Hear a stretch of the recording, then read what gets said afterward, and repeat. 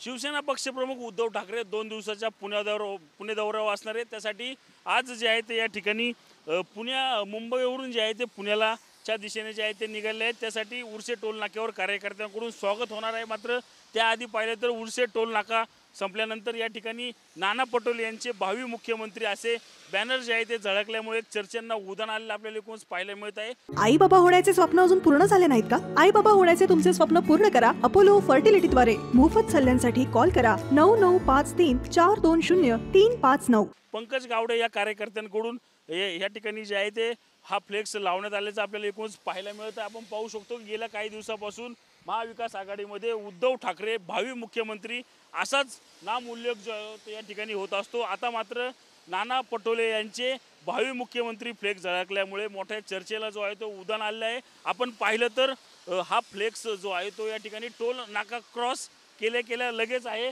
त्यामुळेच हा जो बॅनर जो आहे तो तत्काळ जो आहे तो नजरेसमोर येतो। त्यामुळेच का काही हा बॅनर इथे लावला अशी चर्चा जी आहे त्या ठिकाणी सुरू असलेली आपल्याला एकूणच पाहायला मिळते। मात्र आपण पाहिलं तर गेल्या काही दिवसापासून महाविकास आघाडीमध्ये या अशाच प्रकारे जी आहे ती रस्सीखेच सुरू असलेलं आपल्याला चित्र एकूणच पाहायला मिळत आहे। रणजित जाधव, TV9 मराठी, मावळ, पुणे।